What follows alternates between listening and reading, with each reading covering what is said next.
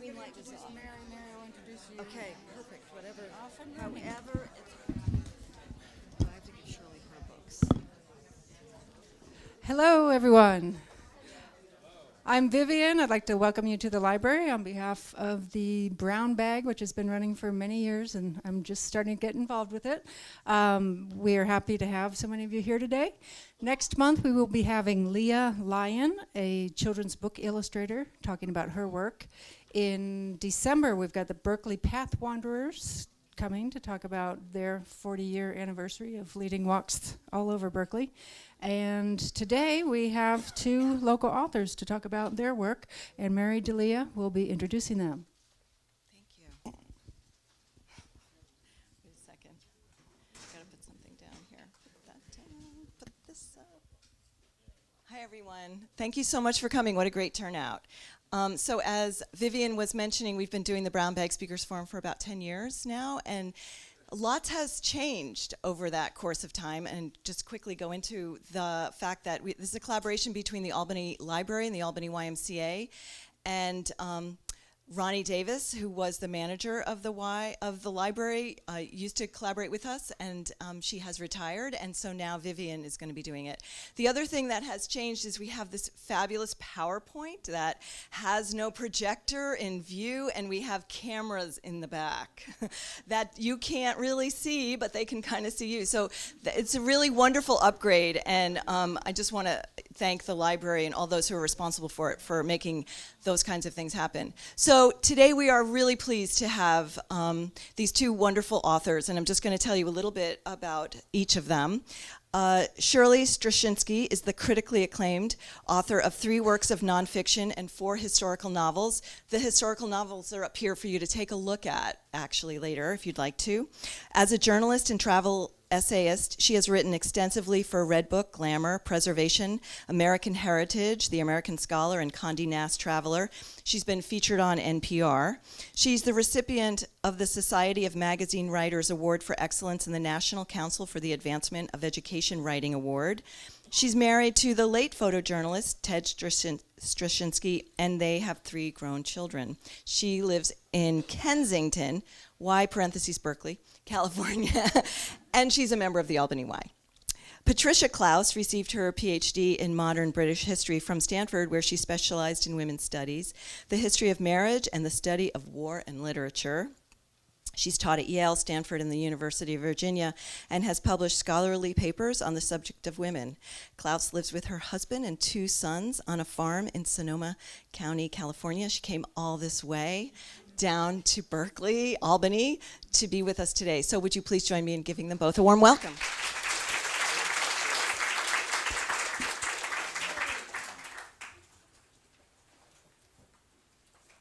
I'll start. I want to thank you all for coming. I think I know just about everybody in this room, and I'm so happy to see you. I also want to thank the Albany Library, and especially the Albany YMCA, which is the sweetest little YMCA this side of the Mississippi, and probably the other side too. I think the people clapping are from my class. And I have to tell you, when I started writing on this book a year and 4 months ago, right, about, I told myself I was going to be able to do every week 2 things. And one thing was to go to this class called Easy Going, which isn't so easy. It's really, really a lot of exercise. And it's a lovely class. We all got to know each other. And as the end came, I would get these whispers. Are you finished yet? Are you done yet? And I'd have to say, well, not quite. And I also went to church at Northbrae on Sunday morning. Those were my 2 things I did through this whole period. And anyway, I have to tell you that we are almost done. And the almost is because the books aren't here today to sell, but they will be, I think, next week. They should be in the stores next week. So what we did, we brought postcards and we signed them. And if you want one and you want to go buy the book, you can put the postcard in as a bookmark. Okay, now for a little background for our love story. This is Oppenheimer country. Each of the 4 principal subjects in this book, Robert Oppenheimer, Ruth Sherman Tolman, Jean Tatlock, and Kitty Oppenheimer, lived in Berkeley and Kensington for a substantial period of time. And Robert's brother Frank lived right here in Albany for a while. It was after World War II. When Robert arrived at Cal in the late 20s to establish what was to become the most formidable school of theoretical physics in the country, he first lived in the university's faculty club, and then in an apartment north of campus at 2665 Shasta Road. Ruth Tolman, when she was still Ruth Sherman and a student at Cal, lived with her parents in a big house on Ashby above college, which I pass every time I visit friends who live near the Claremont Hotel. And Jean Tatlock went to the private Williams School. Is this better? Okay. Jean Tatlock went to the private Williams School, long empty now, but you pass it every time you drive up the Arlington. It's near San Fernando. Her family lived just above the school, high up on San Antonio Avenue, in one of those large and elegant homes. And when Robert married, he bought his wife Kitty a house at One Eagle Hill in Kensington, not very far from my house, where they lived until they left for Princeton and the Center for Advanced Studies. We know because the FBI already had a listening device in the house. They suspected Frank and Jackie were communists.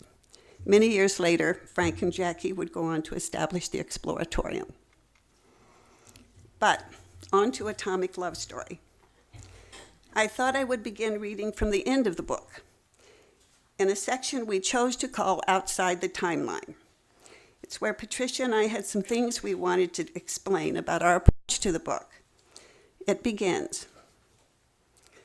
We were seduced by Robert Oppenheimer, intellectually, historically, even emotionally. Neither of us can remember exactly when this happened. We had never met him. He was long dead by the time we met each other. We do know that we began discussing an Oppenheimer book early in our friendship, and we have been friends now for more than 3 decades. We watched our own children grow up as Oppenheimer biographies began to be published, and we continued to read and talk about Robert and his role in what was certainly one of the most seminal events of our lifetimes. We cannot pinpoint the exact date when the subject of a book veered from Robert to his wife, Kitty. The biographies continued to be published, we continued to read them, and Kitty continued to be maligned. About his wife, Kitty, someone said, she could be very bewitching, but, and someone else said, fascinating, but not very nice. Then as we read all the hundreds of thousands of words, we found ourselves tantalized by other repeating exuberant phrases. About Jean Tatlock, Robert called her a lyrical, sensitive, yearning creature. Someone else said she was the one person in the room you would always remember. And about Ruth Tolman, the nature of whose relationship with Robert has been beset by rumors. His Aunt Hedwig called her Robert's best true friend. Ruth was 10 years older than Robert, and the wife of another luminary in the world of physics, Richard Tolman of Caltech. Jean Tatlock was 10 years younger than Robert, and his first great romantic love. Kitty became his first and only wife, and he was her 4th husband. We became convinced that these 3 women who occupied Robert's heart, his mind, and his adult life had a story worth telling. Not just because they were key to his life, but because they were representative of the intelligent, ambitious, educated women of that era. And they were in danger of being lost in the ever-growing shadow of the man who has come to symbolize the world's entry into the atomic age. One day, we simply knew that we wanted to rescue them from what seemed like historical oblivion. They took us on a voyage of discovery, these 3, Kitty and Ruth and Jean. There are some folks in this room today who know a lot more about Robert Oppenheimer and the atom bomb than we do. But some of you may not be entirely clear about who Robert was and why he is important. We figured it was no good to read about the women he loved if we didn't first offer an idea of what made him so attractive. So we decided to start the book with a few quotes, allowing some of the people who knew him best to try to explain his fascination. The heading of this early short section is a question. What is it about Robert? Paul Horgan, a Pulitzer Prize-winning author and close friend since boyhood, described him this way. He was the most brilliantly endowed intellectually of anybody I've ever known. He combined incredibly good wit and gaiety and high spirits. A superiority, but great charm with it, and great simplicity, great simplicity. I've rarely known anyone with more beautiful manners. Robert Serber, physicist and Oppenheimer's assistant and alter ego, elaborated. He was such an extraordinary man, his presence, and so verbal and so sensitive to other people and their feelings. There was just an aura around him. Frank Oppenheimer had a slightly different take. One of the most important characteristics of my brother involves the way in which he made people into heroes. He could like all manner of people, but in liking them, they became special and exceptional. And his own sense that they were special was transmitted both to the people involved and others. Anybody who struck him with their wisdom, talent, skill, decency, or devotion became, at least temporarily, a hero to him, to themselves, and to his friends. After that, the prologue begins. After Hiroshima and Nagasaki, after Robert Oppenheimer had been splashed on Time magazine's cover as the father of the atom bomb, after being excoriated during the McCarthy era as a communist dupe and probable traitor, humiliated by a bogus hearing, then resurrected by a government that attempted to find its conscience, J. Robert Oppenheimer, an elegant puzzle of a man, was left to the historians. Now I'm going to turn you over to the historian who plunged into this with me and did such a formidable job of bringing our three women out of the shadows. Patricia.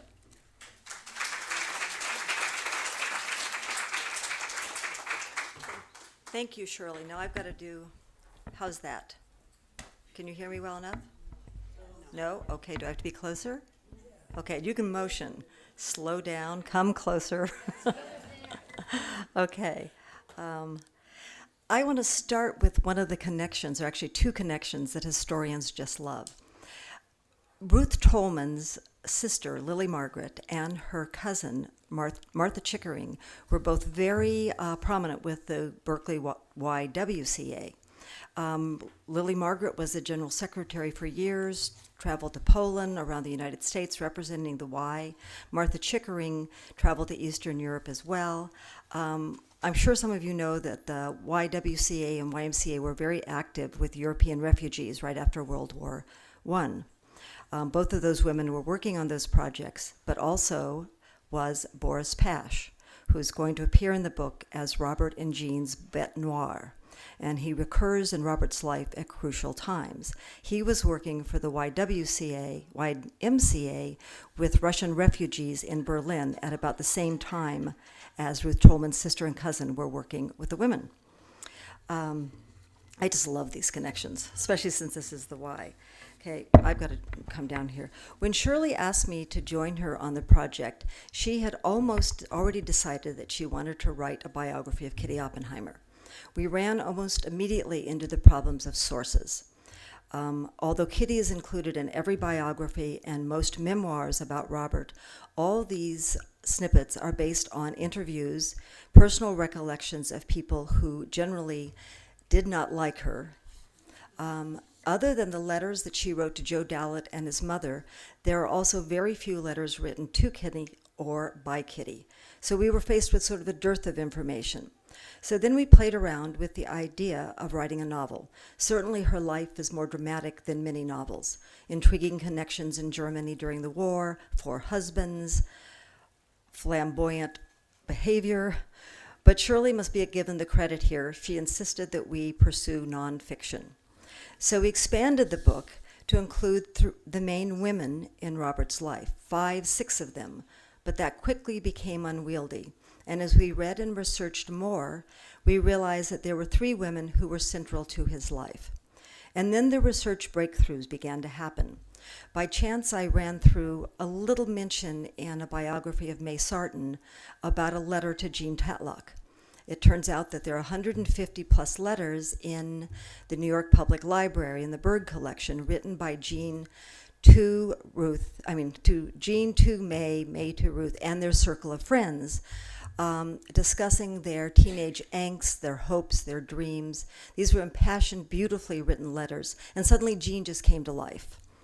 Then we found that there were cousins still alive, there were nephews, there were nieces of some of the principal characters, and so we talked to them, and we found papers in other archives, the Library of Congress, Vassar. The Vassar connection became incredibly intriguing because we didn't realize that there was a connection between Ruth Tolman and Ruth Benedict, that one of Ruth Tolman's very closest friends was very close to Ruth Benedict, and letters about Ruth and to Ruth appear in the Ruth Benedict papers at Vassar. All the time we were doing the research, our feelings about Robert and Kitty would veer to one extreme to another. Robert was sympathetic and charming and brilliant. Robert was unfeeling and totally self-absorbed, even cruel at times. Kitty was fascinating but a bitch, cruel to Robert and to others. Kitty actually had a hard time living in Robert's shadow when he was preoccupied with grand politics, unsympathetic to her loneliness. Our feelings about Jean and Ruth were much less volatile. Our relationship with them was more one of discovery and ended up being one of great affection for them both. When they died, we both felt very sad and rather empty. Before I read some passages, 2 short passages from the book, I want to take you on a photographic journey. Cross your fingers, we hope. No, you don't have, you're fine, I think. Some of these photographs have headings, I hope, and so I won't need to comment. They come from some published sources, but many of them are from family archives and albums, and so they haven't been published before. Okay. Now, I think I should be able to do that. Robert and his mother. Ella. Oh, okay. This is. Do you want to read them, Shirley? Sure. The podium's not. I can't do anything about it. No, it's okay. Yes, I'm Just if you Robert thinking about rocks. 1914. Vissering family. Kathy second on left, about 1900. And who were the Vissering? Okay. Oh, that, I'm sorry. It was Kitty's mother was a Vissering. And Kathy, and she is large in the book. I don't know, that isn't. That's her mother to the right. The one to the left is her sister, who becomes a filmmaker working for the Ministry of Propaganda during the war for the Germans. The 2 brothers both serve in the German army. One is a panzer commander, and the other was injured on the Eastern Front. We might need to bring the microphone. Oh, I'm sorry. The first, far to the left, is her younger sister, Hilda, who becomes an assistant filmmaker to a very famous director who was working for the Ministry of Propaganda for Goebbels, and did some very controversial films. Then there's Kathy. Then there's a sister who throws herself off a balcony during the war because of her son dying. And the 2 brothers, one was a panzer commander, and one was injured on the Eastern Front. And that's her mother, known as the Dragon. And this is a family album of the Visserings, and that's Kitty and her father. Kitty's a little girl. Her parents are on the ship over to America. An affectionate portrait of Kitty's mother and father, and a family portrait taken when Kitty was back on a visit to Germany. Ignore the other one. Kitty, 1926, in Pennsylvania. That's this is a lovely story. You have to read the book to get the whole thing. But this was Kitty's first husband. And he was little, we actually found his daughters. And I'm not going to tell you any more about that because this is really interesting. This is his Harvard portrait. This is about the time that he met Kitty. They met in Paris. And there are other photographs of him with the beret, the pipe. Very dashing. He was also balding, which is why he wore the cap.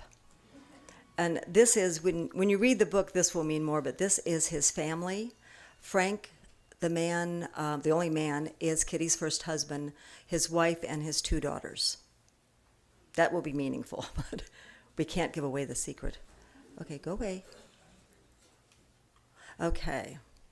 This is Jean Tadlock, her high school graduation on the left, and that's about the time she was writing all of these wonderful, wonderful letters to May Sarton.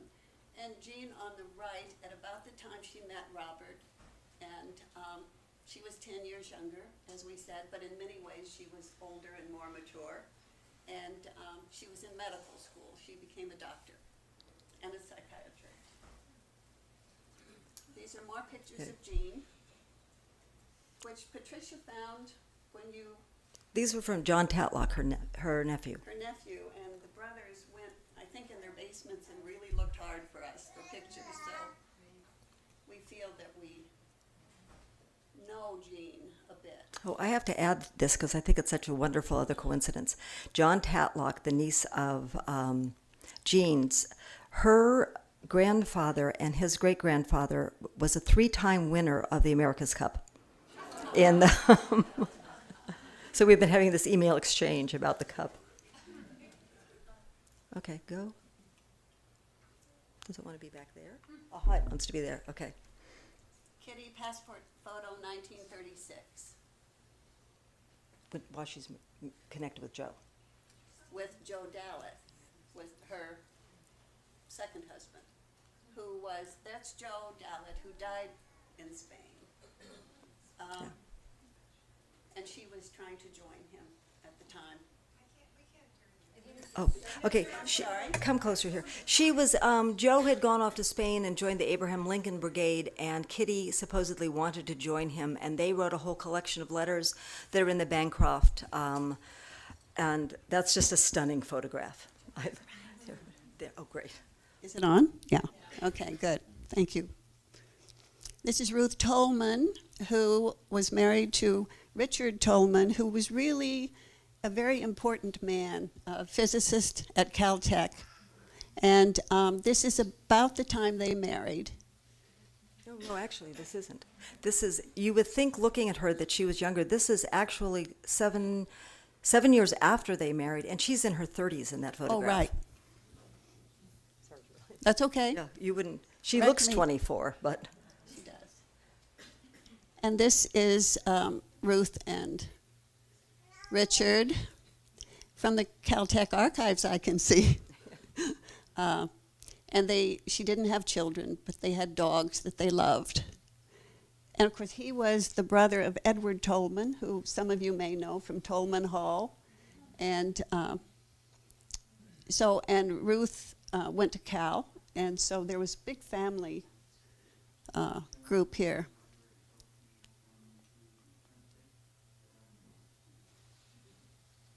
Okay. Oh, another one of Ruth and Richard at Caltech, 1930.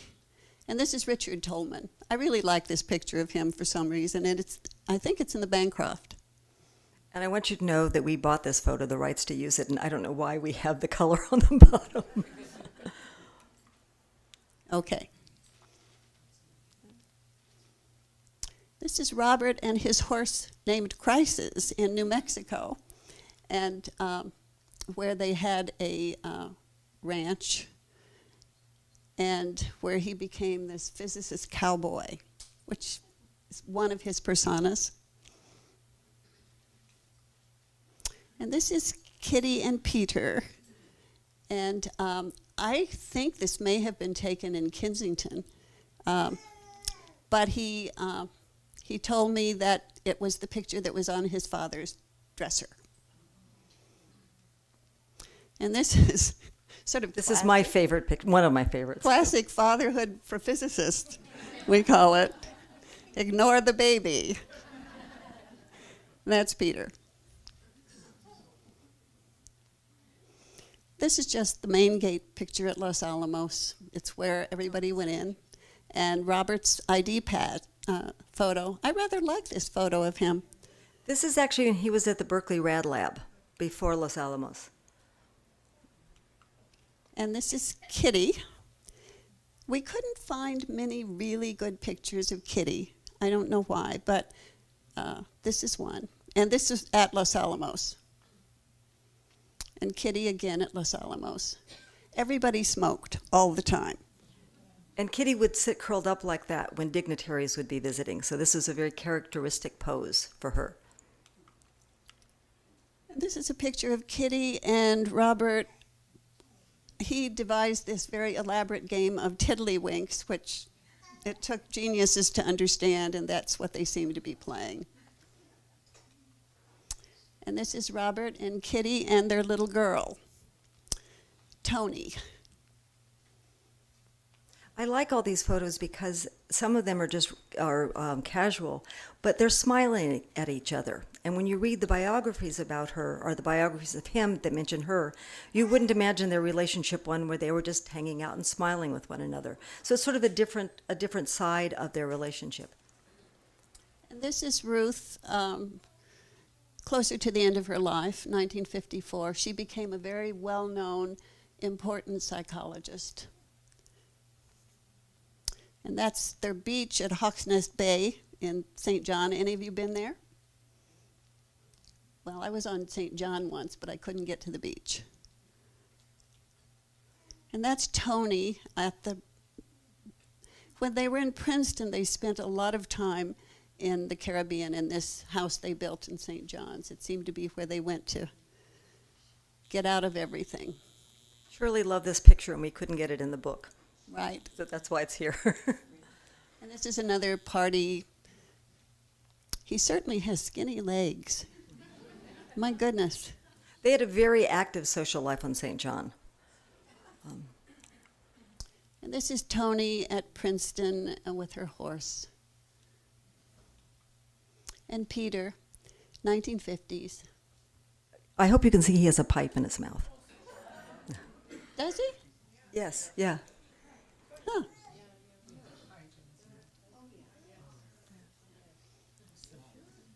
And this is Kitty, I'm sure at Princeton.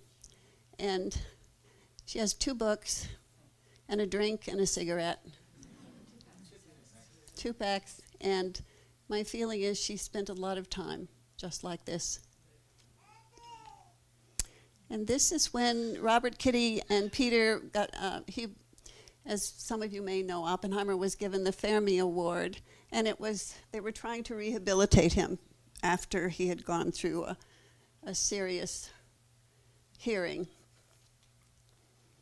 And this is kind of gone in the picture, but what I loved about it was Kitty is sitting at home reading, and You're back to this one. that one. And Robert is out with the physicist who had a wonderful time together. You can tell they just enjoyed themselves all the time. And they all spoke physics. And the man on the right is... It's Charlie Larson and Robert I mean, Bacher. on the left is... Oh, that's, yeah, Come on, guys. What's his name? The man to the left of Robert, in the middle. Linus Pauling, that's who it is. Okay. There is also a wonderful Linus Pauling story in the book. It is Pauling, yes. And this is Kitty, where she was probably happiest, sailing.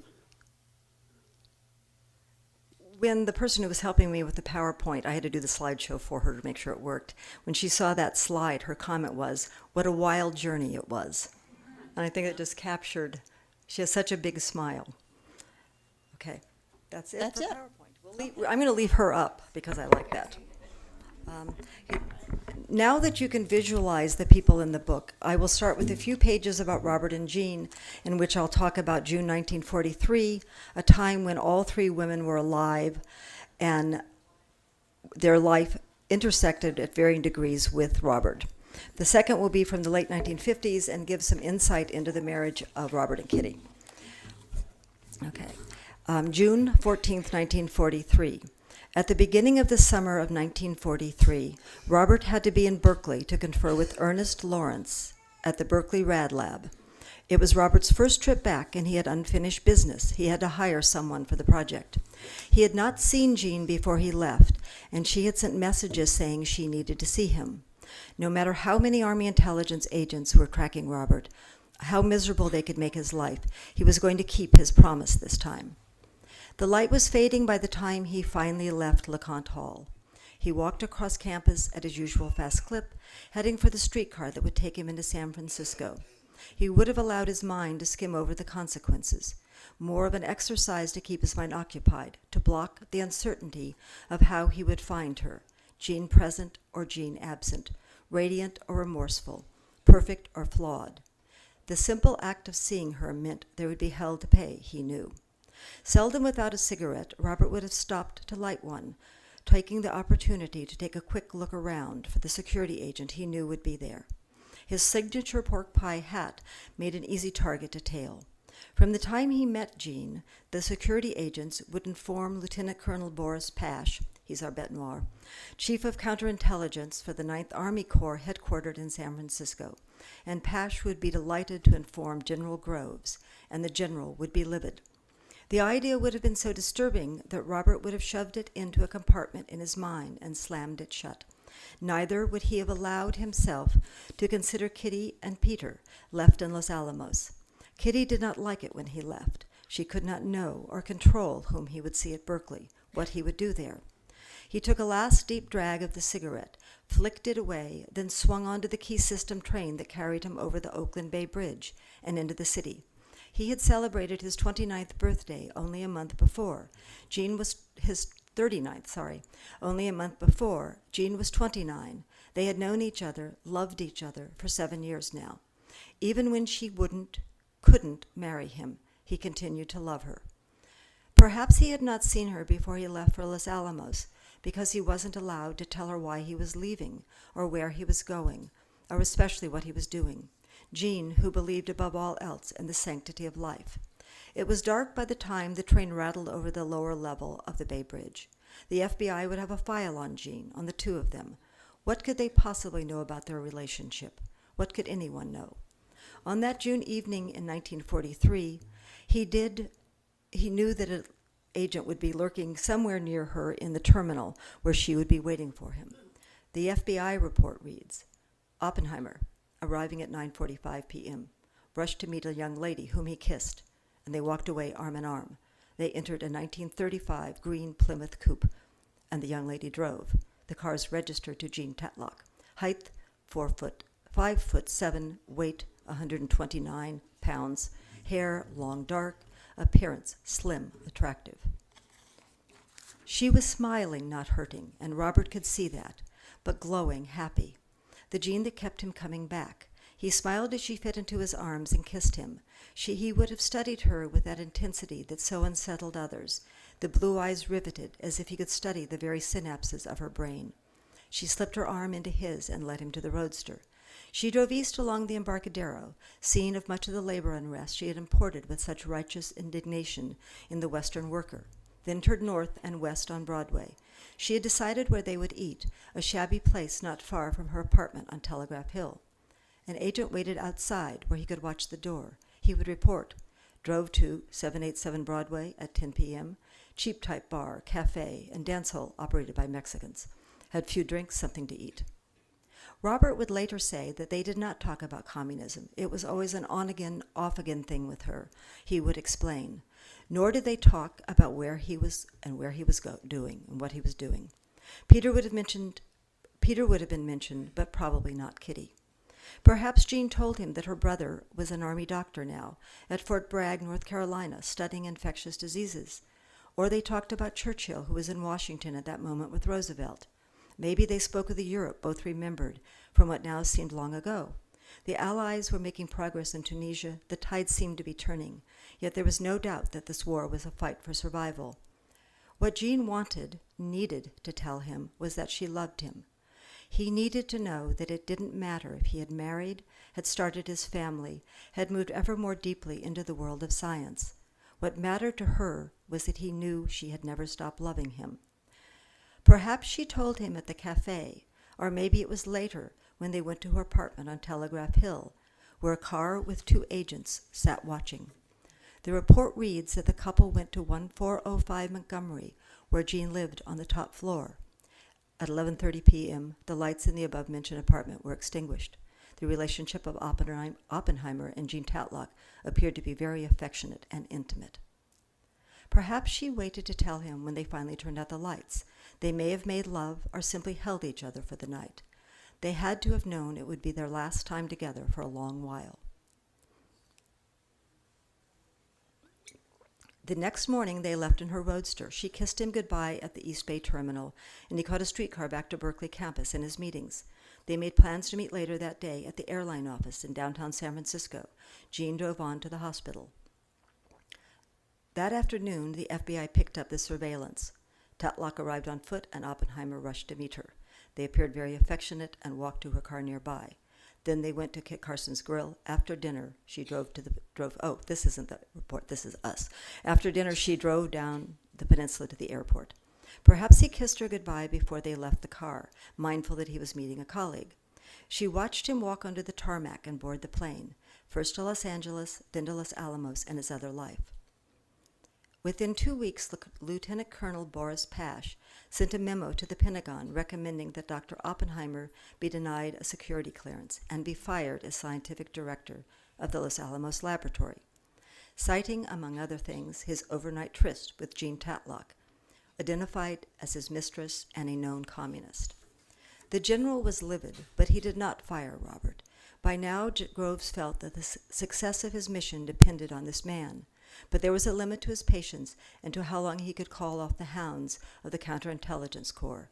Military intelligence immediately requested that the FBI conduct an investigation of Jean and recommended installation of technical surveillance on the residency of Jean Tatlock for the purpose of determining the identity of espionage agents within the Comintern apparatus for the further purpose of protecting secret information regarding this nation's war effort. Her phone was tapped, informers questioned.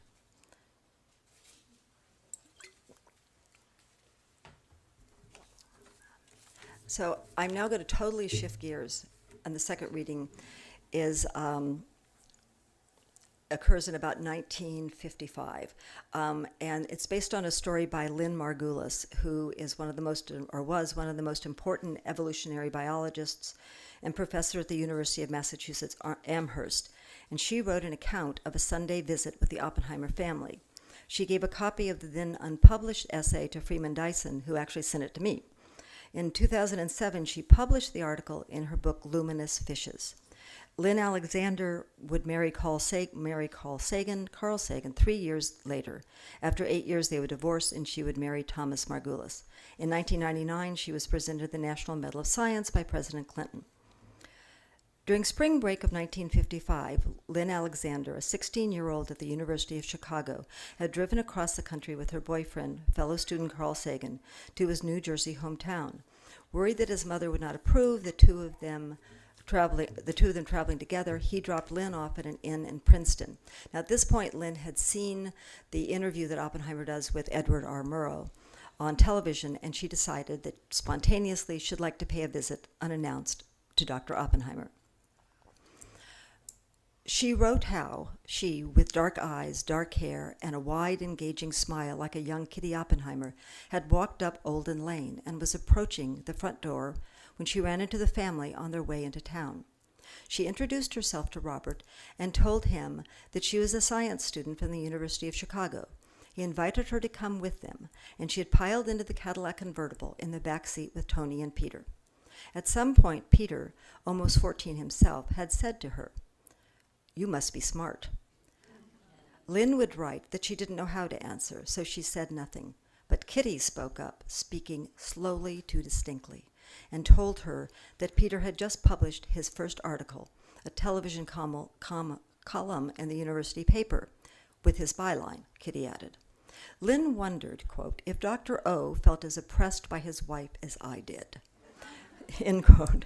By the time they arrived in downtown Princeton, it was clear that Kitty objected to this bright young stranger joining their outing. And yet, when Lynn had a chance to speak with Robert about the Murrow interview, he had smiled and, quote, those eyes looking directly at me, he asked warmly if I would like to come back to their home again.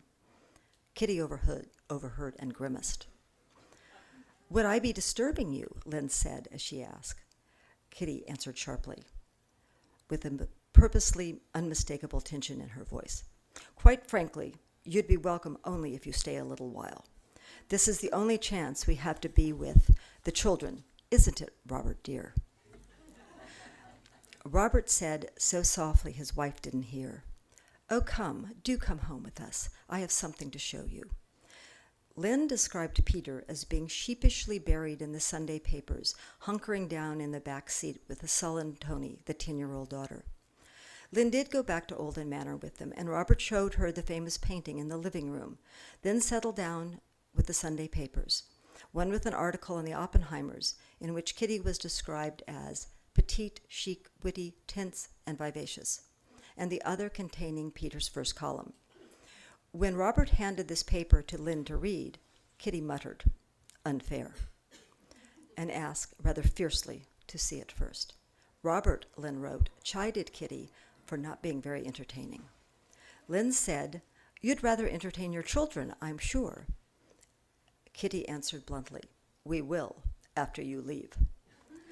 In Lynn's account, Robert said to her, oh no, do stay and eat with us. He invited me with real feeling in his voice. He seemed sincerely to want me to stay. Lynn was flattered, and it was hard to say no, she admitted. But when she rose to leave, Mrs. Oppenheimer flashed him a triumphant smile, and then, furtively glancing at his tight-lipped wife, he checked that she wasn't looking and smiled warmly, deeply. He meant it. I tingled with pleasure. He shook my hand, gazed affectionately at me, then blankly at the street, with melancholy, gleaming blue eyes. Robert, caught in the act of intellectual seduction. After that, Alexander wrote that she wandered down Olden Lane on her way to the inn, quote, drunk with Dr. O and sense of spring in a dream, wondering about my foray into the Oppenheimer family. I was certain that although Mrs. O still resided with him, she had long since deserted him. He had wanted me to stay. I had permitted to catch a glimpse, to feel the intellectual sex appeal that had so attracted physicists to Los Alamos in 1943. She continues, he seemed like an aging lion staggering with a broken spirit. With that, this bright 16-year-old wondered if he had ever thought of Jean Tatlock, quote, or if he had ever enjoyed a relationship of higher quality, a special plane of intimacy.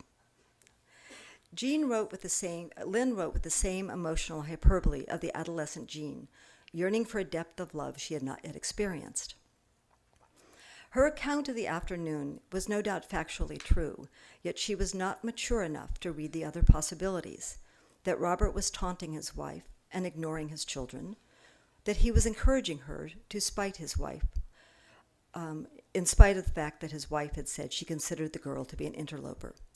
This episode offers a disturbing glimpse into the dynamics of the Oppenheimer ménage in the wake of the hearing, that 1954. Alexander follows a familiar script about Kitty. She was rude, a bitch. She does not fault Robert as an intellectual seducer, but that was a role he had time and again assumed with both men and women. As his close friend and Berkeley professor Harold Chernus once described, his mere physical appearance, his voice, and his manners made people fall in love with him, male, female, almost everybody. Shirley and I have discussed and sometimes disagreed about what this incident tells us about the Oppenheimers' relationship. Was Kitty looking forward to spending the day with her husband and son and was rightfully irritated? Or did the story reveal the wicked sense of humor, to borrow an Oppenheimer's friend description, that Kitty and Robert shared and that they used almost as a secret language to exclude other people. This has been a great part of the challenge of writing this book. We will never know, but we have had a great time trying to reassemble the lives of these fascinating people.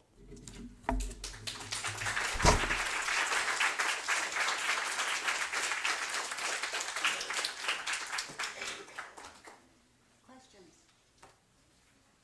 Yes? I have a Oppenheimer story, the late 30s. My professor at Cal, Jared Rolfson, was a friend of Opie, and he and his current girlfriend at the time visited his house, which was very close to the top of Grizzly Peak. One night, 1 a.m., there was a knock on the door, and it was a girl that Opie had taken to his house before at the party. And she said that she and Opie were necking up on the top of Grizzly Peak. He walked away into another channel, and he went down to Cal, and so Rolfson had to go and drive the car back and get her back. That's a story about Girl Zero. Yeah, we actually came upon that story. And I don't know why we didn't include it particularly, because Was this about Melba Phillips? it was Melba Phillips. Your mic may not be on, Shirley, Oh. or you can use the other one. The other one seems to be working. Is How do I turn it on here? I don't know, actually. Well, I can get up. Dan's here, he's gonna turn.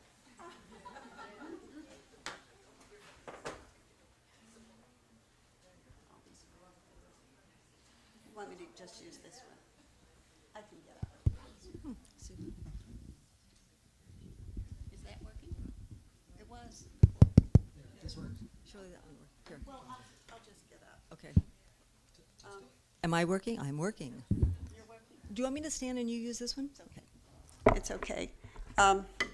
It was Melba Phillips, who was a famous physicist, and the story never really got filled out. But all we know is that somehow it got into the papers, and it was published in Europe, and his brother Frank saw it, and it was just that the headline was "Absent-minded Professor Leaves Girl," but they were parked up on Skyline, and somehow he left her there, and he ended up, according to what we knew, home. We didn't know that there was another person involved, but I'm not surprised. That was a period when he was dating. He had not met Jean. He was mainly spending time with his co-workers. And you probably know more about that than I do if you have yeah. Anything else? I'd like to ask a question about how you collaborate to write a book together. I mean, it just seems incredible to me that two people can write together. Well, do you want to know how we did collaborate? I'll start, and then Patricia can move in. But okay. We had both done a lot of research. I had done research on this, but I really didn't know how to research deeply, and I knew Patricia did. And we, as I said, we're old friends, and we've talked about books all the time. So what we did was we did some research together. I went off to spend a summer at the Library of Congress. Patricia went off in several directions, meeting people, following through. We talked about this a lot. We talked not just on the phone, but at a brew pub in Larkspur. Patricia lives in Petaluma, and I live in Kensington, and we met halfway at this brew pub, which got to know us pretty well, I think. And we talked it all through. We talked what we thought it would be, and we disagreed sometimes, but we came out with what we felt had happened. And the reason, I had done a number of historical novels, and they're being reissued, by the way. what I didn't like about it was I could take freedom with facts, but I was the only one who knew what the freedom was. And I really felt I had done a biography of Audubon in which I couldn't do that. So I really felt it was more satisfying to do nonfiction. And Patricia held me to it. She really did. What is your source? What is your source? Yeah. I would write something slightly off the, or she says, what is your source for that? But I have to say, near the end of it, I was asking her, what is your source for that? But really, we talked it through, and then I wrote a first draft and sent it to Patricia, and she went through and made suggestions and things that she disagreed about. We talked and made changes, and that went on for, is it 31 chapters? 31 chapters? 31 chapters worth. And it actually worked out just fine. I don't know. Can you hear me on this? Yeah. Okay. One of the things that made it easier is that Shirley has collaborated with her daughter Maria, who's standing in the back, on several occasions, and I've collaborated with my son. So we both sort of had the experience of how to work with someone whom we hold very dearly and don't want to offend. And I think that helped us amazingly. We sort of always knew the boundaries of what we could say or not say, and sometimes we would push too much, and then we'd back off, and the pusher would then say, gosh, I'm sorry I pushed. And I should say my daughter is standing back here, and there were times when she stepped in and said, okay, ladies, we're going to sit down. And we sat down at her house and worked when we needed to work fast, and she guided us through. So thank you, Maria. Yes? I was wondering, all these illustrious people, did they ever discuss the implications of nuclear in the world and how it changed the world and how it,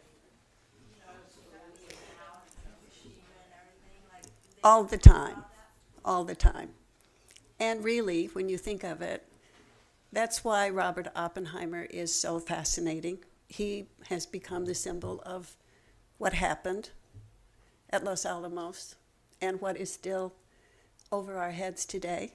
I don't think a week goes by that I don't hear some implication of the atom bomb and what it meant to all of us. And he's a really complex and fascinating character.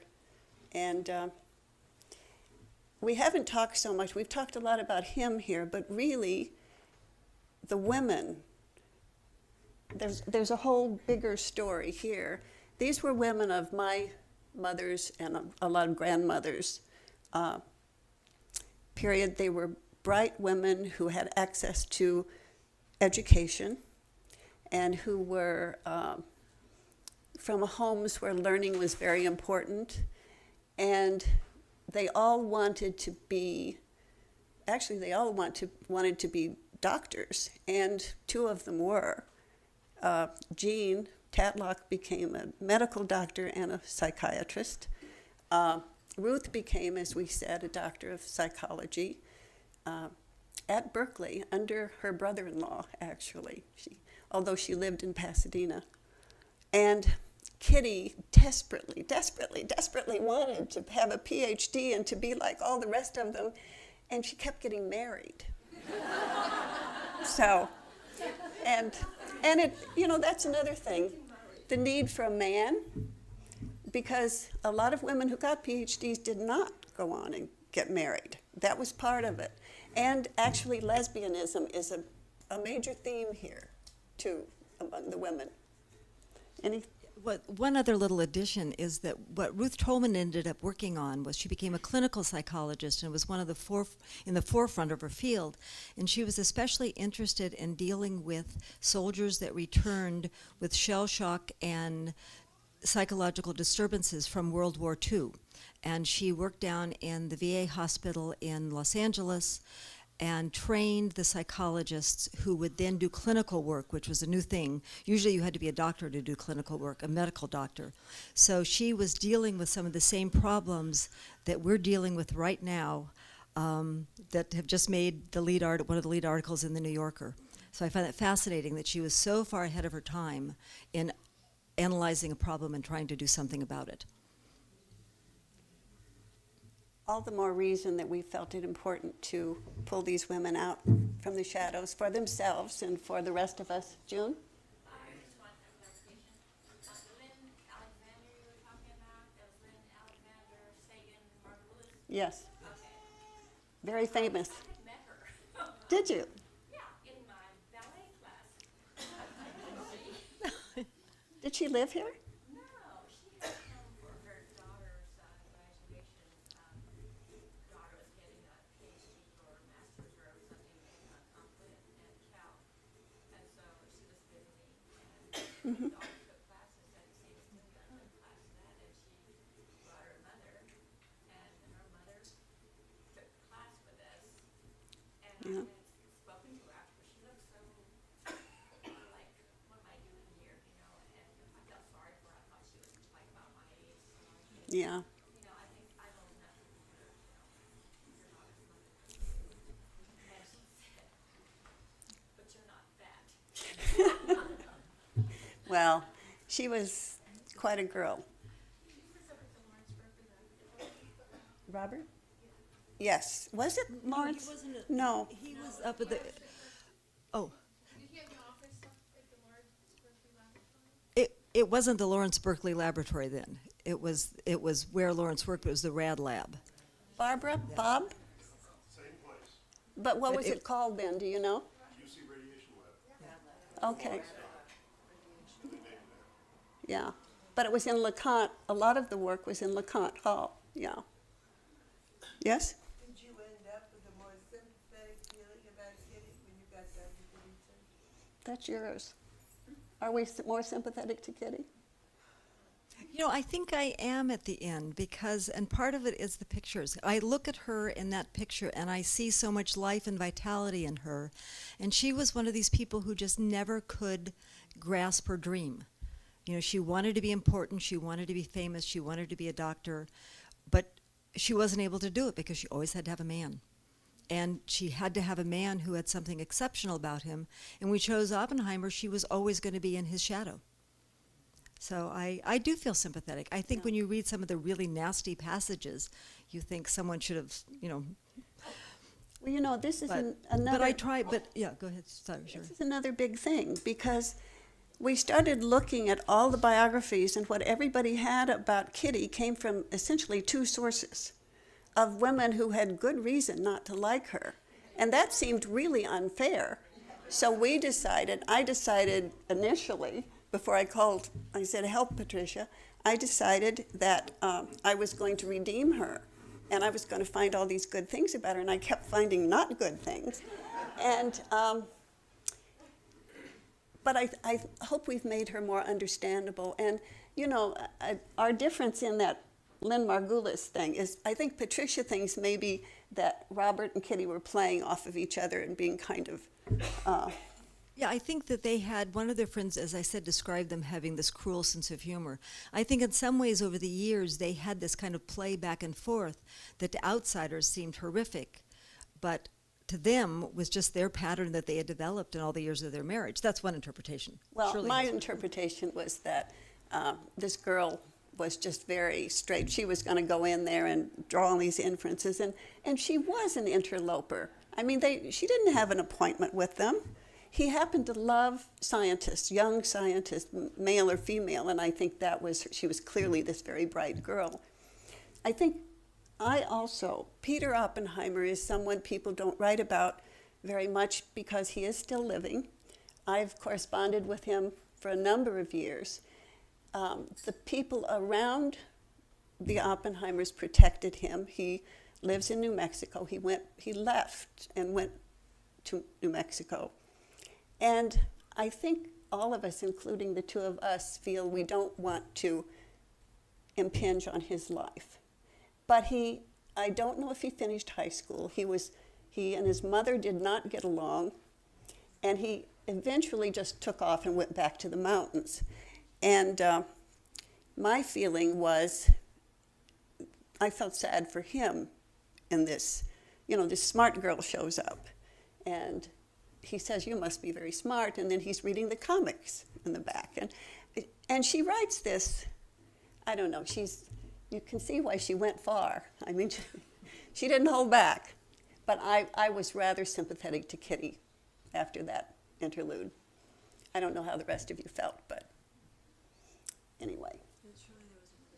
Someone else? Well, I was just going to comment that it sounds a little bit like Who's Afraid of Virginia Woolf? You've got two very bright people, and who is to expect that these two bright people that have conflicting interests are going to have a sweet relationship like Yeah. some of us would like to have, you know? Well, she also didn't talk. I think physicists have a wonderful time together.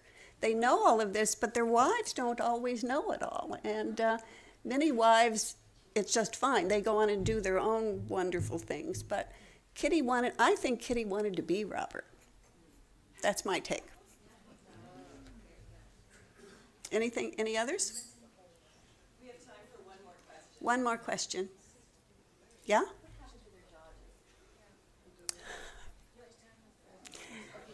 I don't want to tell you. I really don't.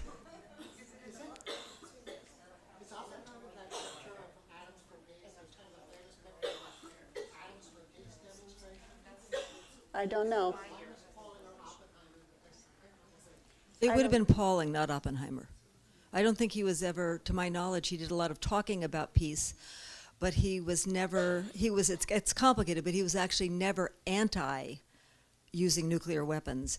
And it was Pauling who did all the demonstrating. Can I say just one more thing? We, as I said, the books will be out, and we are going to be speaking again at Mrs. Dalloway's on the 26th. And they promise they will have books there. But if you want to just get a book on your own, all we could do was get some postcards. We sign the back. If you want to use them for a bookmark and buy your own book, that's fine. And our publisher, Turner Publishing, has reissued 5 of my books? 5. A biography I did of Audubon and 4 historical novels. So if any of you, they should also, they're in the bookstores now, I think. Well, they may not be in the bookstores. You have to ask for them or order them. Okay?